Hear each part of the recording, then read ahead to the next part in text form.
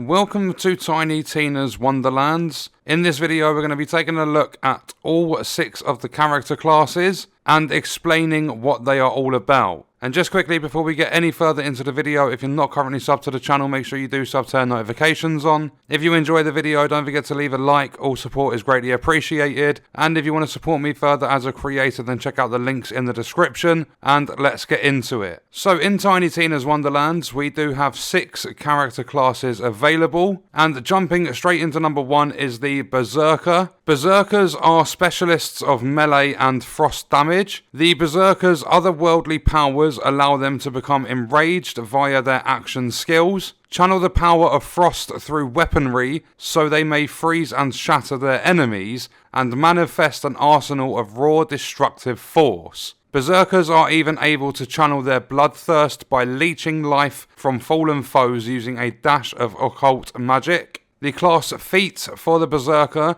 is Rage of the Ancients. Using an action skill causes the Fate Maker to become enraged, adding bonus frost damage to their attacks. Enraged duration will not deplete while an action skill is active, and ends if the Fate Maker enters Save Your Soul. Activating an action skill when already enraged restores a portion of the enraged timer. So the 2 action skills for the Berserker class are Dreadwind, where the Fate Maker spins, slashing anything nearby with their melee weapon, and essentially becoming a pain tornado. This will grant increased movement speed and slow immunity for a duration. Then you have Feral Surge. The Fate Maker leaps toward their target, dealing frost damage to all nearby enemies. Any non-boss enemies damaged will be instantly killed if their total HP is below a certain percentage. If Feral Surge kills an enemy, its cooldown is reset. We do have a bunch of passive skills for every single one of these classes, but they are really long. They don't really explain anything about the character class. It's just like your typical movement speed increase, reload speed on your weapons will get increased, kill skills and things like that.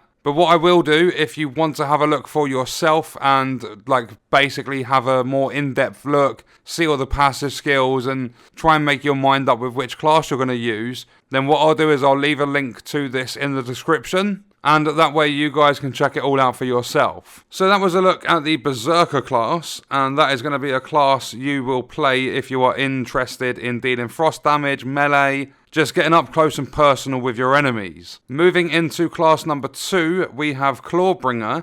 Clawbringers focus on fire and lightning damage, which has already piqued my interest. The Clawbringer's Dragon Aura empowers their whole party with additional fire damage and more. They can either throw their spectral hammer at enemies to deal sizzling lightning damage, or slam it down on the ground to create a massive fire nova. Their trusty wyvern companion flies at their side, breathing fire upon their enemies and raking them with razor-sharp claws. The class feat for the Clawbringer character class. This is called Wyvern Companion. The Clawbringer is accompanied by a Wyvern Companion that flies through the environment and attacks enemies with its claws and fire breath. Any increases to the Fate Maker's damage also apply to their companions. Then we have the 2 action skills for the Clawbringer. We have Cleansing Flames. The Fate Maker summons their hammer and slams it into the ground, dealing melee damage and creating a massive fire nova, dealing fire ability damage to nearby enemies. Then we have Storm Dragon's Judgment. The Fate Maker summons their hammer and hurls it, dealing lightning ability damage to all enemies it touches. It sticks wherever it lands and deals lightning melee damage every second to all nearby enemies. The Fate Maker can recall the hammer, damaging enemies along its path, ending the action skill early, and refunding a portion of the cooldown. And out of the 2 we've been through so far,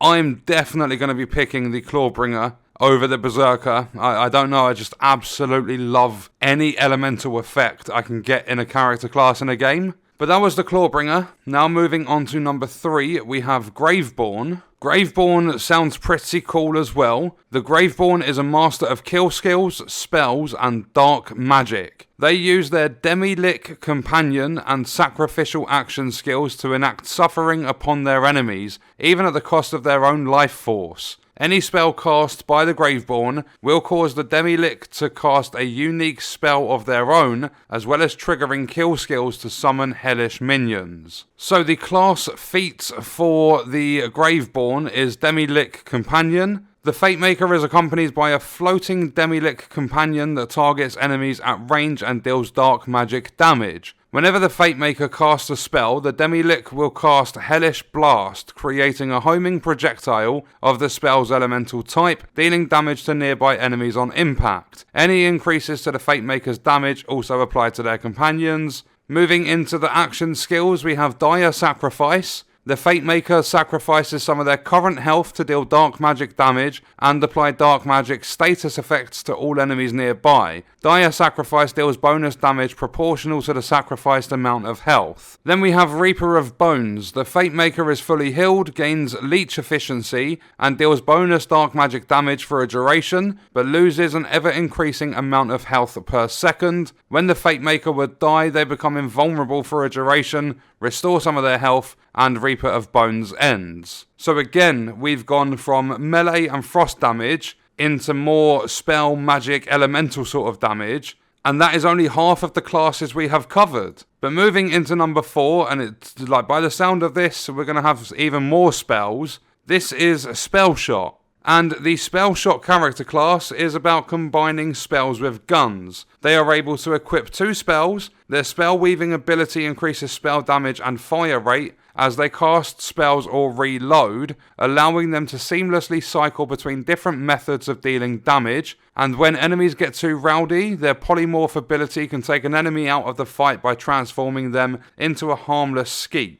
Then moving into the Spellshot class feat, we have Spell Weaving. Casting a spell or reloading a weapon grants the Spellshot a stack of Spell Weaving, increasing spell damage. Spell Weaving stacks automatically decay after a few seconds. Casting a repeating spell has a chance to award additional Spell Weaving stacks with each repeating cast. So a lot of stacks, a lot of damage, a lot of spells and spell weavings. Moving into the action skills for the Spellshot. We have Ambihextrous. The Spellshot may equip a spell into their action skill slot. Whenever the Spellshot presses the action skill button, they cast that spell. Then we have Polymorph. The Spellshot turns an enemy into a skeep for a few seconds. If the enemy is immune, the Spellshot instantly casts a free spell on that enemy and gains 2 free stacks of spell weaving. While Polymorph is active, any player that damages the skeep has a chance to cast a free spell. This effect is guaranteed the first time the Fatemaker deals gun damage, and if the Spellshot casts a free spell, this way they gain a stack of spell weaving. And by the end of this, I'm pretty sure I'm never going to want to hear the word spell weaving ever again. So again, 3 of the 4 classes we have looked at are all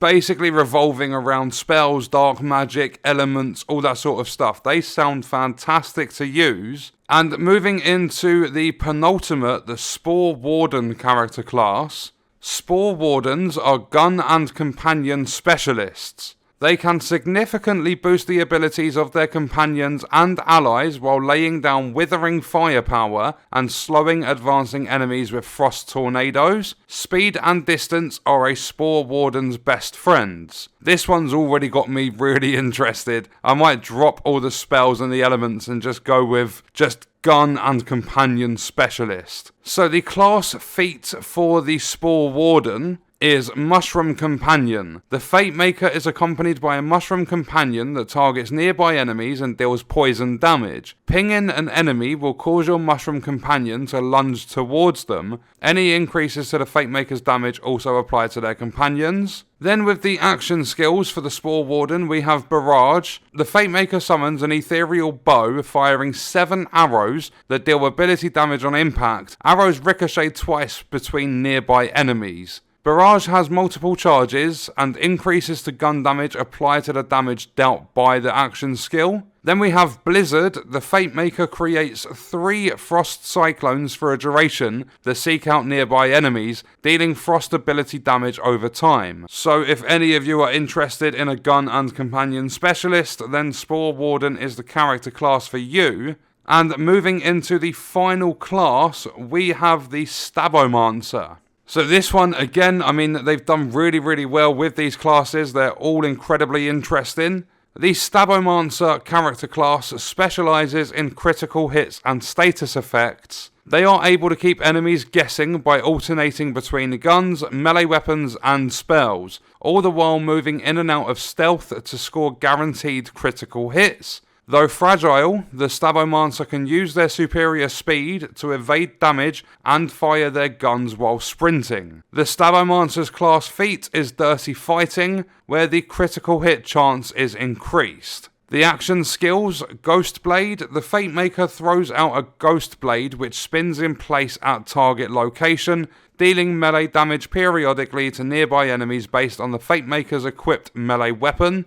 Pressing the action skill button while Ghost Blade is active causes it to teleport to the targeted location and reduces its remaining duration by a small percentage. Then we have From the Shadows. The Fate Maker enters stealth, turning invisible. While in stealth, all damage dealt is automatically a critical hit, but crits do deal reduced damage. So in my personal opinion, not really looking into the Stabbomancer too much. It's really good for crits and status effects. But for me, I mean, my first one is probably going to be, I would like to say Spore Warden. I think I'm going to start with a gun and companion specialist over anything else. I do like the idea of the spells, the dark magic, all that sort of stuff, even the frost damage of the Brr-Zerker. But it stands out to me to be able to deal with companions and guns. So yeah, out of the 6 classes, being Brr-Zerker, Clawbringer, Graveborn, Spellshot, Spore Warden and Stabbomancer, I think I'm definitely going to start with the Spore Warden.